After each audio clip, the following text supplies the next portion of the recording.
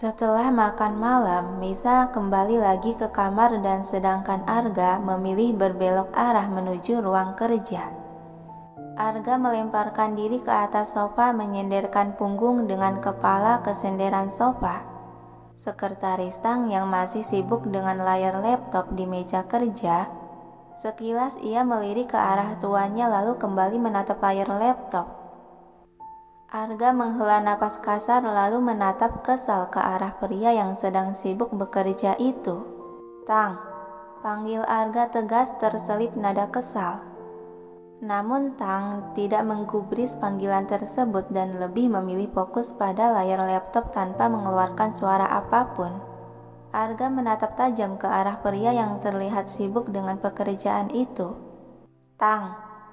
Dan sekretaris Tang masih bungkam tak menjawab. "Tang, apa kau perlu ke dokter telinga?" ucap Arga dengan suara meninggi.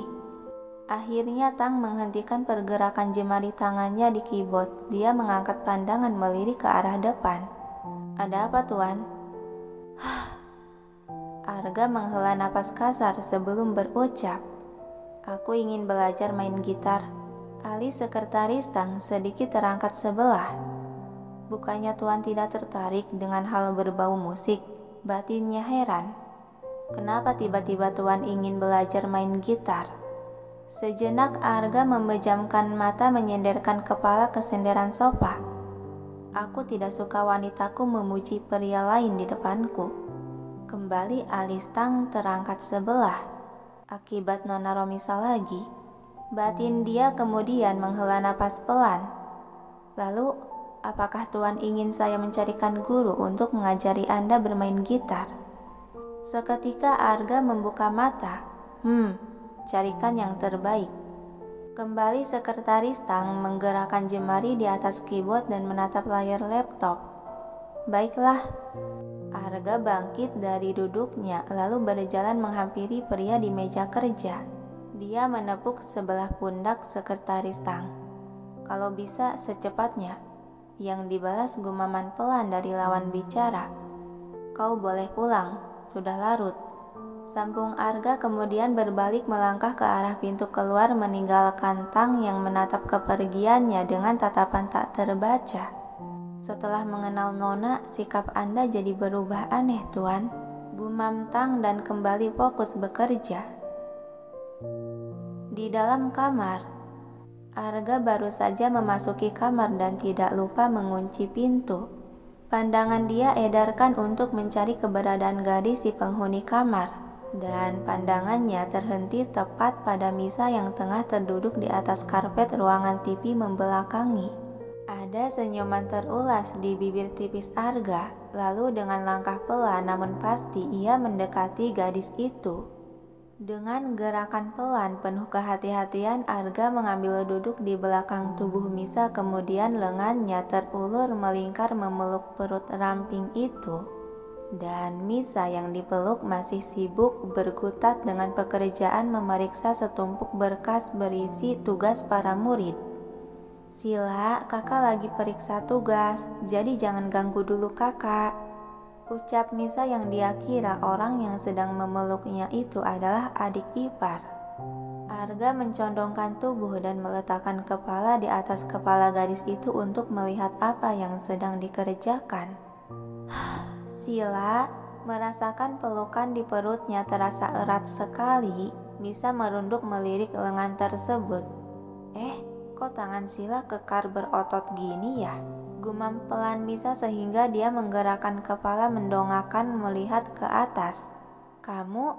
Seketika kedua mata dia membelalak terkejut sampai pulpen dalam pegangan pun terjatuh terlepas. "Kak, kamu sedang apa?" Arga melepaskan pelukan kemudian melangkah mengambil duduk di atas sofa. "Kemari kau." "Mau apa sih? Aku lagi periksa tugas anak-anak," tanya Misa namun tetap saja dia menurut beranjak pindah duduk bersebelahan. Dengan gerakan cepat Arga langsung menarik pinggang Misa agar lebih merapat duduknya. "Ah, kamu ya?" tersentak Misa yang kaget akan tindakan tiba-tiba itu. "Buka ini," pinta Arga menarik ujung kerudung. kebiasaan deh, sebal Misa sambil membuka kerudung. Temani nonton film. Arga mengambil remote televisi dan memencet tombol on hingga layar itu menyala. Kamu dengar gak sih, aku tuh lagi periksa tugas anak-anak. Misa berusaha melepaskan rangkulan lengan kekar Arga yang melingkar di pinggangnya namun sama sekali tak terlepas. Malah Arga menekan kepala Misa dan menyandarkannya di bahu. Diamlah, kau hanya perlu menemani. Hei, aku, Misa. Penekanan Arga membuat gadis itu akhirnya pasrah menghembuskan napas pelan dan memilih diam. Kau suka film apa? Apa aja asal jangan film horor. Rupanya kau masih takut hantu, kata Arga membuat Misa melirik sebal. Enggak tuh, siapa yang takut? Sudut bibir Arga tersenyum mengejek. Lalu hal apa yang kau takutkan? Misa terdiam. Tatapan singamu yang sangat aku takutkan, dan mana mungkin aku mengatakannya. Batin Misa hanya bisa melirik tak mau menjawab. Kenapa kau diam? Tanya Arga menyadarkan gadis itu dari lamunan. Tidak ada. Jawab Misa seucapnya. Gambaran di layar televisi mulai bergerak menampilkan film yang dipilih, yaitu sebuah film bergenre horor action. Kedua orang itu terdiam menatap layar televisi. Ya Tuhan, dia muncul. Ceracau Misa menggigit ujung kuku mulai terbawa suasana merasakan ketakutan dan Arga yang melihat tingkahnya itu tersenyum geli. Dia muncul, teriak Misa menutup wajah dengan kedua telapak tangan. Sukses membuat Arga terkekeh, langsung menarik gadis itu untuk dirangkulnya. Ternyata kau beneran takut hantu. Aku bukan takut kok, hanya kaget saja. Iya, hanya kaget saja. Misa menimpali masih tak mau mengakui. Arga menghela napas pelan, mengambil remote dan mengganti film dengan film lain. Buka matamu. Tersadar sedang dalam rangkulan, Misa membenarkan posisi duduk dan menurunkan kedua tangan yang menutupi wajahnya. Lihat ke layar. Arga mengedikan dagu ke arah televisi. Sontak Misa menggerakkan kedua bola mata melihat ke arah layar televisi yang sudah diganti menjadi film romans. Kok diganti sih? Tangan Arga bergerak mengusap puncuk rambut gadis tersebut. Teriakanmu mengganggu. Film ini kau tidak akan berteriak lagi. Dengus Misa memalingkan muka yang sudah memerah bagai tomat. Tidak ada percakapan lagi di antara mereka berdua selama film itu berputar. Dan Arga masih setia membelai lembut rambut panjang gadis dalam rangkulannya yang kepala Misa sengaja dia sendirkan ke bahu.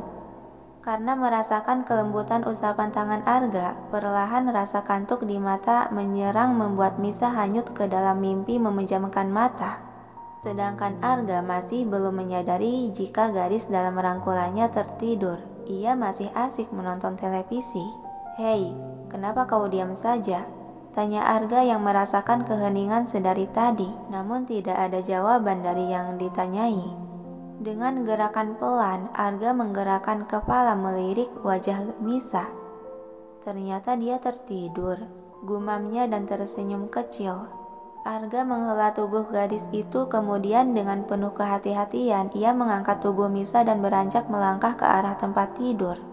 Dia membaringkan tubuh Misa ke atas kasur dan tidak lupa juga dia menyelimutinya sampai bahu. Sejenak Arga mematikan lampu ruangan yang bergantikan lampu tidur lalu ikut naik ke atas ranjang terbaring di samping Misa. Dengan posisi menyamping menghadap ke gadis yang sedang terlelap itu, Arga melipat sebelah lengan menjadi bantalan kepala dengan mata terus memandangi wajah damai Misa. Dan sesekali mengusap lembut pipi mulus putih itu. Misa, kau selalu membuat pikiran dan perasaanku kacau. Apa yang telah kau perbuat padaku, Misa? Jemari Arga bergerak menelusuri setiap bagian wajah Misa dari hidung, mata, dan bibir. Persetan dengan perjanjian kontrak itu. Tapi bagaimana aku bisa mengikatmu di sisiku selamanya? Setelah Arga puas memandangi wajah cantik gadis itu, dia ikut memejamkan mata dengan sebelah tangan memeluk tubuh Misa.